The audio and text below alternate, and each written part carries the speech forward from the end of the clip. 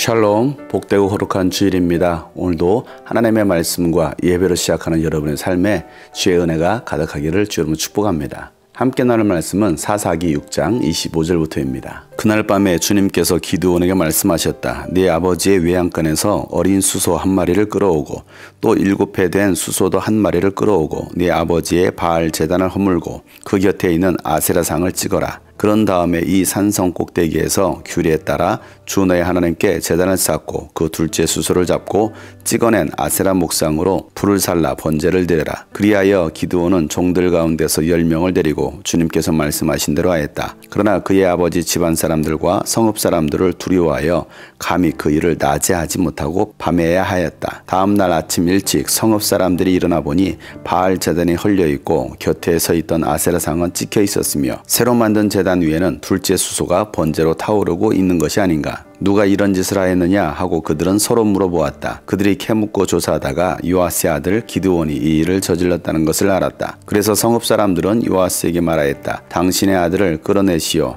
그는 죽어야 마땅하오. 그가 바알의 제단을 헐고 그 곁에 서 있던 아세라상을 찍어버렸어. 요아스가 자기를 둘러선 모든 사람에게 이렇게 말하였다. 당신들이 바알의 편을 들어 싸우겠다는 것이요? 당신들이 바알을 구할 수 있다는 말이요? 누구든지 그의 편을 들어 싸우는 사람은 내일 아침에 죽음을 면하지 못할 것이요. 만일 바알이 신이라면 자기의 제단을 헌 사람과 직접 싸우도록 도와두시오. 그래서 그날 사람들은 기드온을 여룻바알이라고 불렀다. 그가 바알의 제단을 헐었으니 바알이 직접 그와 싸우게 하라는 말에서 그렇게 부른 것이다. 그때에 미디안 사람과 아말렉 사람과 사막 부족이 모두 함께 모여 요단강을 건너와서 이스라엘 평지에 진을 쳤다. 주님의 영이 기드온을 사로잡으니 기드온은 나팔을 불어 아비에셀족을 모아 자기를 따르게 하고 전령들을 온 므낫세 지파에 보내어 그들도 자기를 따르게 하였으며 아셀 지파와 스불론 지파와 납달리 지파에도 전령들을 보내니 그들도 그와 합세하려고 올라왔다. 기드온이 하나님께 아뢰었다. 참으로 주님께서는 말씀하신 대로 나를 시켜서 이스라엘 구하시러 가십니까? 그러시다면 내가 양털 한 뭉치를 타작마당에 놓아두겠습니다. 이슬이 이 양털 뭉치에만 내리고 다른 땅은 모두 말라 있으면 주님께서 말씀하신 대로 저를 시켜서 이스라엘을 구하시려는 것으로 알겠습니다. 그러자 정말 그렇게 되었다. 기드온이 다음날 아침 일찍 일어나서 양털 뭉치를 쥐어짜보니 양털 뭉치에 내린 이슬이 쏟아져 그릇에 물이 가득 찼다. 기드온이 또 하나님께 여쭈었다. 주님, 저에게 노하지 마십시오. 제가 한 번 더 말씀드리고자 합니다. 양털 뭉치로 한 번만 더 시험하여 보게 하여 주십시오. 이번에는 양털은 마르고 사방의 모든 땅에는 이슬이 내리게 하여 주십시오. 그날 밤에 하나님은 그대로 하여 주셨다. 양털은 말라 있었고 사방의 모든 땅만 이슬로 젖어 있었던 것이다. 아멘. 하나님은 기드온을 통해서 미디안 사람들 손에서 이스라엘 백성들을 구원하시겠다라고 말씀하셨습니다. 그날 밤 주님은 기드온에게 말씀하십니다.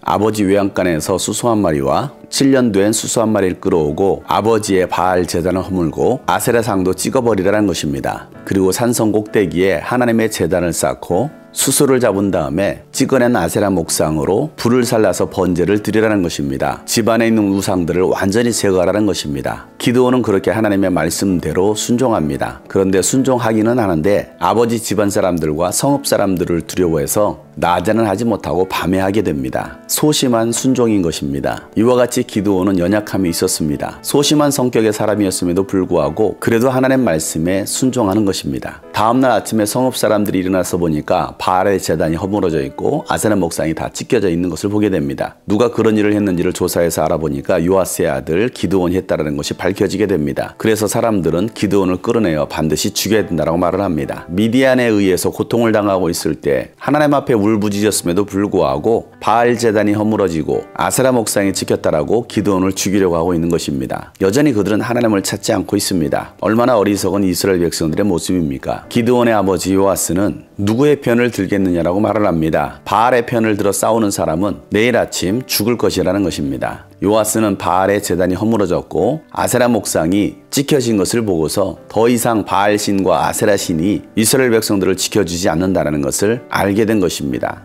사랑 여러분, 세상의 것들이 여러분을 지켜주지 못합니다. 나를 지켜줄 거라고 생각했던 세상의 모든 것들이 나를 지켜줄 능력이 없다라는 것을 깨달아야 합니다. 세상의 돈과 권력이 세상의 성공이라는 것이 결코 나를 지켜줄 수가 없습니다. 내가 여전히 세상과 타협하고 있는 그 모든 재단들을 다 찍어내야 되는 것입니다. 그럴 때에 주님께서 여러분을 통해서 일하시고 여러분에게 복을 부어주시는 것입니다. 미디안 사람들과 아말렉 사람들이 연합군을 이루어서 이스라엘을 치러 옵니다. 그러자 주님의 영이 기드온을 사로잡아 전쟁을 준비케 합니다. 그럼에도 불구하고 기드온은 자신의 연약함 때문에 하나님께 다시 구하기를 양털뭉치로 하나님의 뜻을 알게 해달라고 말을 합니다. 미디안을 치시길 원하신다면 양털뭉치에만 이슬이 내리고 다른 땅에는 말라 있으면 기드온을 통해서 이스라엘을 구원하시려는 하나님의 뜻으로 알겠다라는 것입니다. 그 다음 날 보니까 양털에만 이슬이 젖어 있는 것입니다. 그러자 또다시 하나님께 여쭙기를 이번에는 반대로 한번 해달라는 것입니다. 그날 밤에도 하나님은 기드온이 말한 대로 응답해 주십니다. 기드온이 꼭 우리들의 모습과 같습니다. 연약하고 의심 많은 우리들의 모습. 그럼에도 불구하고 하나님은 기드온을 책망하지 않으시고 그의 기도를 다 들어주십니다. 하나님은 연약한 기드온에게 믿음을 주셔서 그를 통해서 이스라엘 백성들을 구원하시겠다라는 것입니다. 하나님은 오늘도 연약한 우리를 통해서 하나님의 뜻을 이루시길 원하십니다. 비록 믿음이 약하여 확신 가운데 거하기 위하여 하나님께 사인을 보여달라고 했지만 그런 연약한 믿음에도 하나님은 응답해 주셨습니다. 사랑 여러분, 여러분의 믿음이 약하다라고 해서 여러분 낙심하지 말길 바랍니다. 그런 약한 믿음을 통해서도 하나님은 일하시길 원하시는 것입니다. 연약한 나를 사용하시길 원하시는 하나님께 감사함으로 순종하며 나아갈 수 있는